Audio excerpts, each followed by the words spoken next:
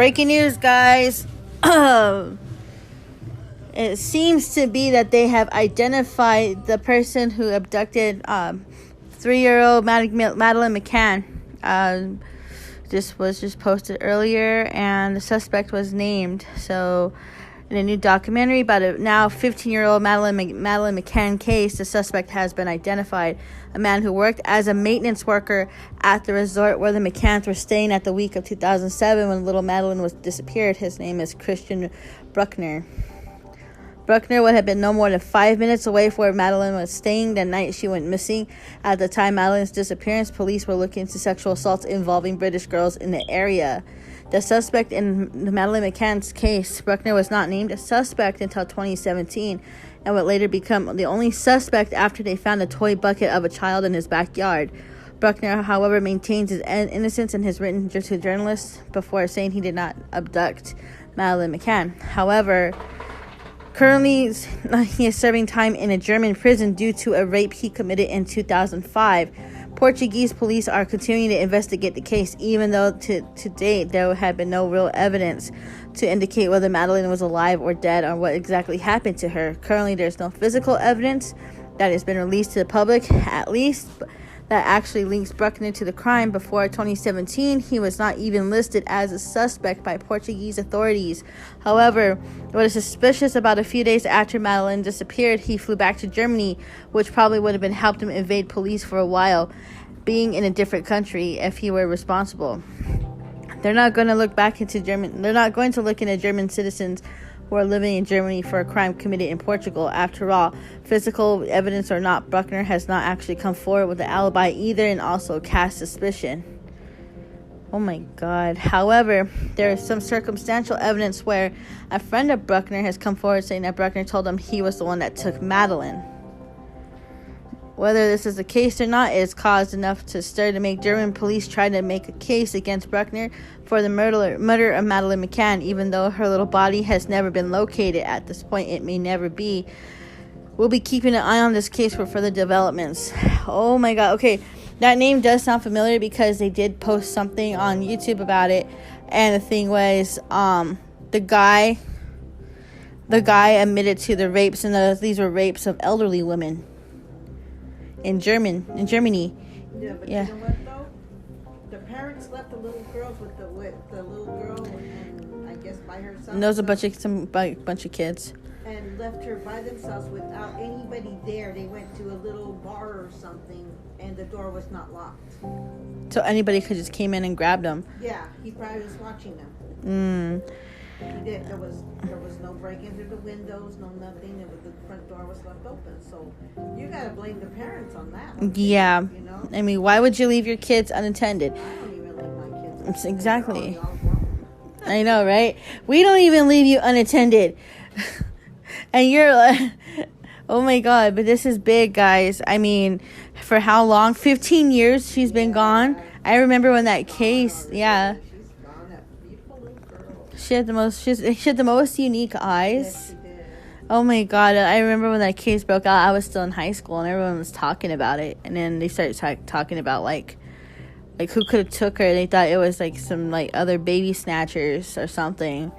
And then I'm like, what makes me like kind of irked about it is that he just like openly told his friend about it, and it's like, you know, like it was nonchalant. I mean, how could you like live with yourself knowing that you committed like a horrible crime and think nothing of it? Fucking awful people, man. Humans are terrible people. I hate to say it, but humans can be horrible. They do horrible things. But I will keep you guys posted on this case. This is huge. Oh my God. Very huge. Besides Madeline McCann's case, there is another update on the Duggar thing. Damn it, I just had it. Hold on.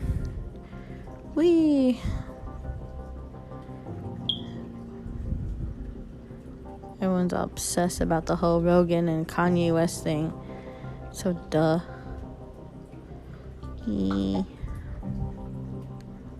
Where'd it go? Hold on.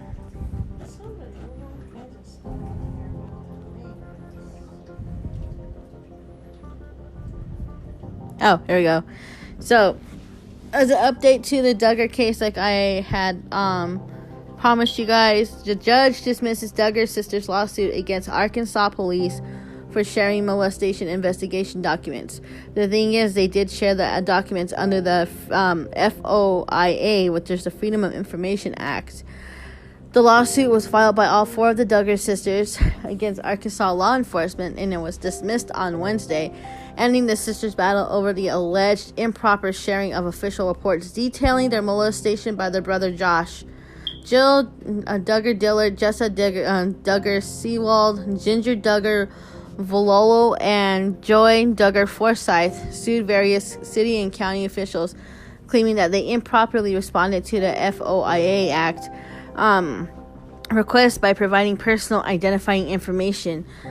The sisters sued Springdale and Washington County officials, including Magistrate Rick Hoyt, and of the Washington County Sheriff's Office, Ernest Kate, Springdale City Attorney, and former police chief Kathy O'Kelly, bringing claims of outrage and invasion of privacy. Those claims were shut down entirely when U.S. District Judge Timothy L. Brooks, a Barack Obama appointee, it just says that in quotations, dismissed the case with prejudice and issuing a detailed 20-page order of his reasoning. Judge Brooks first recounted the heartbreaking facts that provided context for their claims. From approximately March of 2002 until the March of 2003, the plaintiffs were sexually abused by their brother Joshua.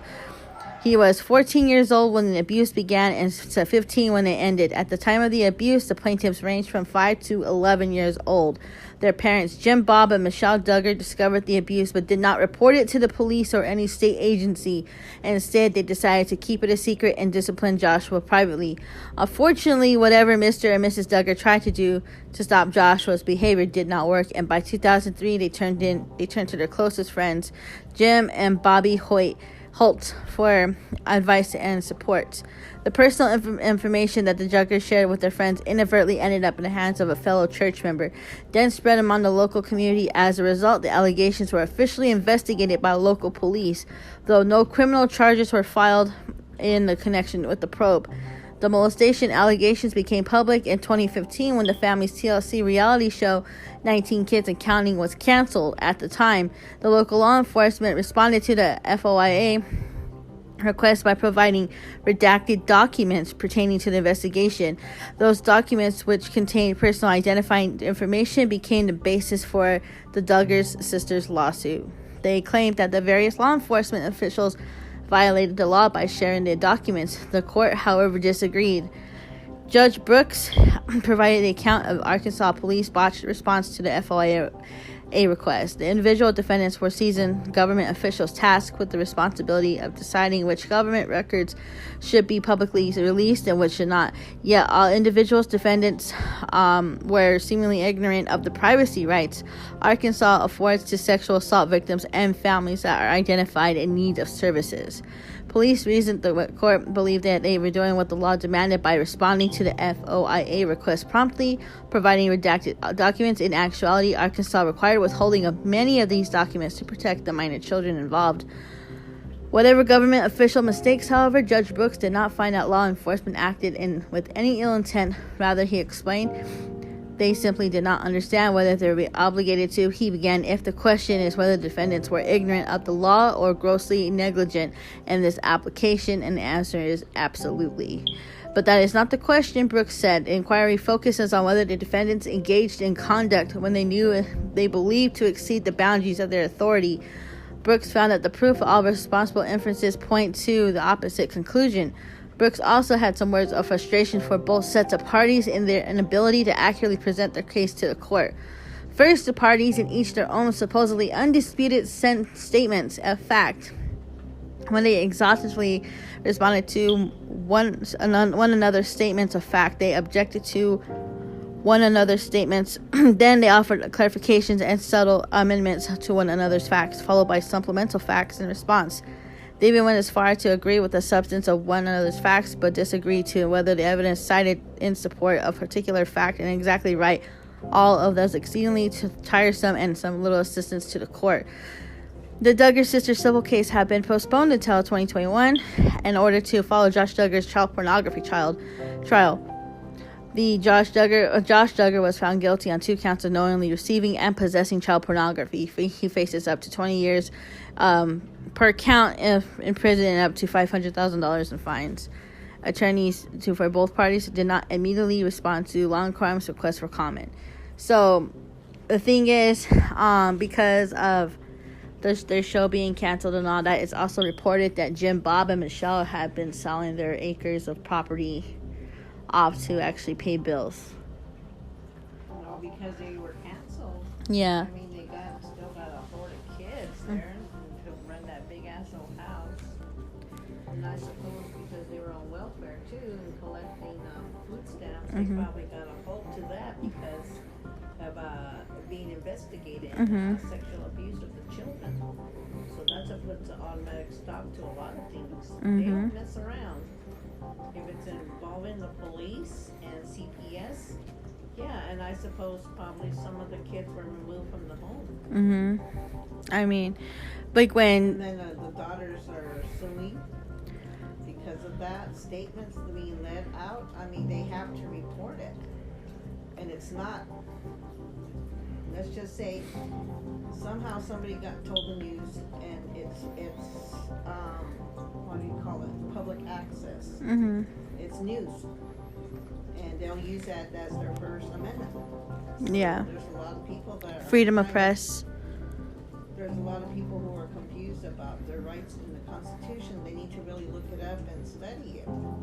Yeah. And in return, they need to hire an attorney. So because they were minors, the police shouldn't have not let that go out anyway because they were minors. Because they would not put their names on it maybe, but they would just say kids were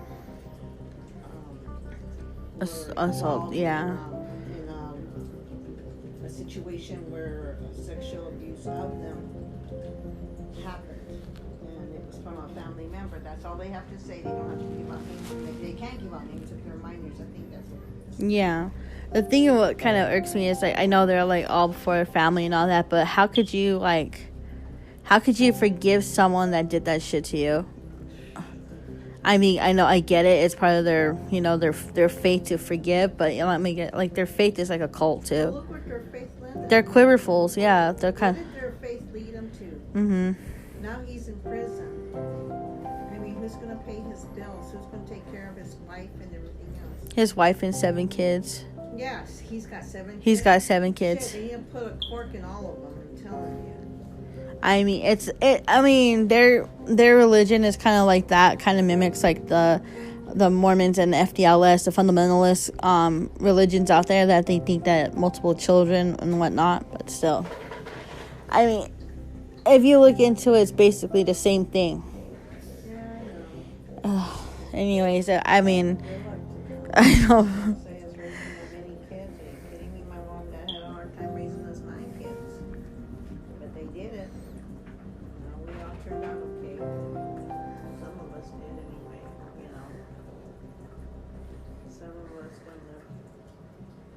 They lived a good life, but like you said, there's things that happen. Families, like my sister got cancer, my brother got cancer, my other brother died of misinformation about his diabetes. But he was being stubborn anyway. Yeah. He wouldn't want to live like anyway. No, not him. He was an adventurer. He was a hunter. Yep, he was a hunter. Yeah, so guys, keep in mind that in the state of Arkansas, the Josh Duggar is not going to get out anytime soon because, yeah, his sentence is 2 counts. It's 20 years per count. 2 counts is 40 years total. And yeah, I mean, he's looking at little kids being naked. He's looking at little kids being raped. He's looking at little kids being forced to perform sex and all that on each other. These are children, for God's sakes. And his wife is like fighting tooth and nail. He doesn't have any kind of morals about that. That's what they teach you in those religions. Morals. That's I don't understand some of these religions. Yeah, the thing is, his wife is fighting tooth and nail. Catholic. I mean, if my parents were alive right now and they told me something, I would listen. I mean, I never smoked or drank in front of my parents ever, and I was already grown. You know, there's a lot of stuff I didn't do in front of my parents. I was scared shitless of them, man. Even to this day. I mean, if they were still alive, I would not argue with them or anything. If my mom said to do something, I'd do it. Even if I live 500-600 miles away from her, right? Which I have. And then she said to call her, you know, you call her. And if she got mad at you, you just listen to her bitch you out. And then she'd say, you know, she was sorry for being angry with you. Then you say, you're sorry, I should have called you earlier or whatnot. But I don't know, I grew up like that. I grew up the old-fashioned way. And if we knew we were going to get in trouble for doing something we weren't supposed to, oh God, Lord, we prayed that we wouldn't get caught. I mean, come on. I got caught in the 9th grade for ditching, and my dad saw me. And I got home, he asked me how school was, and I boldly faced lied. A lie. And that lie turned into a whole year of not being able to go anywhere. I was forced to go walk with my brothers to school and back. And they didn't put up with none of my shit either. They say, hurry up, we get going, let's go, you gotta go home. And when I got home, it was like, okay, you need to make tortillas, you need to get the laundry done, because mom will be coming home from work. She said you better have all that stuff done by the time she gets home. And I was the oldest girl, you know, and me and my two brothers, oldest brothers, we had to do all that stuff for the little kids, you know, for our little brothers and sisters, get them ready for the next day as for school. Shit, it was hard. And I don't wish that on nobody, you know, like one kid's enough. 2 kids is okay, but after that, good luck. You know, plug it up, stick a cork in it, man. That's about it. That's what I tell you. That's why there's Planned Parenthood. They offer birth control. Yeah, I mean, it's free. Yeah. You know, it's free. Get your shots. You get your free shots. Go through Medicaid, because most of you want it anyway if you have babies. No more kids. Now you can't afford them. Shit, nowadays you don't even know if you got enough money to buy them food. Even if you have SNAP. You don't buy shit for your kids. You buy it for yourself. Who the fuck buys shrimp and steak for their kids?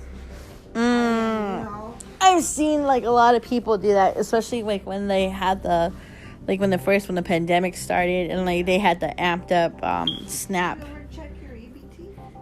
I checked. No. It's supposed to be coming in. I checked. I haven't got anything. Guys, like. Oh, I forgot we made too much money. Yeah, like. Even in my case, I'm a single parent, and I applied for SNAP because I cover the bill. My mom helps, and she pays the rent, and I cover the rest of the bills. But the water, the trash, the sewer. Yeah, she covers the rent, the water, trash, and sewer. I cover the rest of the bills. Then we both go halfers on groceries. The thing is, living in a metropolis that we live in, prices are up and going up. So I applied for SNAP and they told me no because I make too much. I make $1 over, so I'm like, okay. They keep telling you to go ahead and keep applying. Keep applying. That's just like a waste of time. I'm like, yeah, I was like, I'm good. That's why we buy by the bowl. Yeah, and the thing is, I can go with that. I can go without and get the things that we need, or the only thing that we buy for her is baby for her lunch. Yeah. To take to school because she don't like eating at school. Yeah, like we'll go and I'll buy stuff for her, for her lunches and her snacks and stuff like that. So we go without so she can have, and it's always been that way. Oh yeah. And I don't see how parents can just like leave their kids by themselves, or like be that selfish to where they spend everything on themselves and not for their kids. And I see people getting their nails done, their hair done, toenails done, buying new clothes, and then I see their kids with no coats on, barefooted, or just with socks on. Are you freaking kidding me? And not like here in Vegas, it's cold this year. Everything's just changed, including the weather, because of the COVID. All this things have changed. It's just disgusting. And then you're wondering, should have put a cork in it a long time ago. We don't want to have that many kids. Yeah. It's like the neighbors down there always fighting and making those babies cry. They're little babies too, and they're hungry all the time. Mm-hmm. She don't want to feed them, or I don't know what the case is, but those babies need to go somewhere else. They're not fit to be parents. Yeah, there's some people. I don't mean to be mean like that, but it's true. Yeah. They shouldn't have to deal with that. They're still babies. Speaking of babies, we're gonna have ours tomorrow. Oh yeah, my grandkids are coming over. Yay, my great grandbabies. Yeah. Oh, I forgot to tell you, Augie. Hey.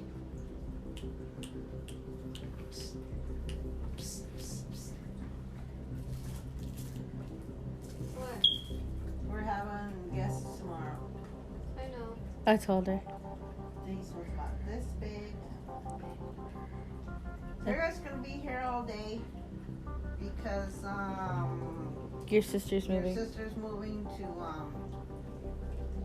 she's gonna be moving out of those awful place over there, scary place, and they're gonna be going to moving across town. So it's gonna be a while before we get to see the babies. Yeah. So yeah. Anyways, guys, I just wanted to keep you updated on both those cases. Madeline McCann's case, I want to get into soon, but it's actually been an update for them to post about her, and I know they make documentaries about it, about how she went missing and who they kind of profiled. And there was actually a point in time where they said the Podesta brothers were actually suspects, and then because they, at the time of her disappearance, they were in the same vicinity as the parents, as a family, but that was just speculation. And there were what do you call those sketches? Composite sketch that matched the Podesta brothers. And that's what kind of like linked them to the McCaan case, but there's no solid evidence that they were involved.